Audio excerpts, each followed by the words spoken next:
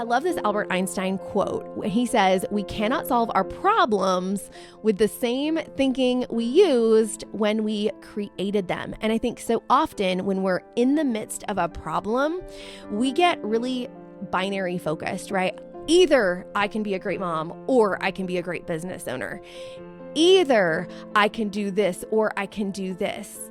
And when we are in that either or, we don't look at all of the possibilities. And I was telling McKenna and the team, and I think I may have mentioned this on an academy call too recently, that I saw this play out, not just in business recently, but in my own personal life. So some of my friends, y'all, probably everybody who listens to this podcast right now is more organized and cleaner in their homes than I am, okay? But one of the things that I have committed to this year is I don't want to go to bed with dishes in the sink. Now, we're pretty good and historically have been pretty good. We wash dishes every night. That's part of our routine. But sometimes there'll be a dish that gets left around the house. So I'm being really intentional about, okay, I'm going to get everything out of the house. I'm going to put it in the sink. Then I'm going to do all the dishes, turn on the dishwasher, turn on the clothes washer and dryer before bed. And then in the morning, we unload the dishes. In the morning, we move clean clothes over to the dryer clothes over to the couch. We still haven't navigated getting all those dryer clothes from the couch folded. So anyway, that's for next year. That's next year's resolution.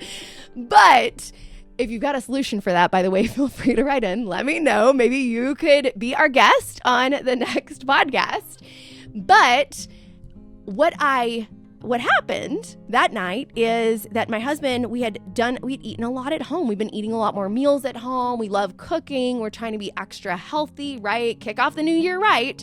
And so there's a lot more dishes when you cook all the time at your house. So he went ahead and started the load earlier in the evening, which meant that not all the plates made it in. And of course, because I'm just so spiritual, I was so frustrated. Okay? I am just a human being, and I was frustrated. I was so annoyed because there were these 4 plates that weren't in the dishwasher. And so in my mind, the question became, do I unload the dishwasher and put these 4 plates in it, or do I just rinse them and leave them in the sink? So I'm telling my friends about this that night, or the next day, the next morning, how irritated I was. And they were like, well, what did you do? Did you unload the dishwasher or did you leave them in the sink? And I was like, well, I just rinsed them off and left them in the sink. And my friend's husband was like, there's another alternative, right? Like, you could have hand washed them. And I was like, stop it. What?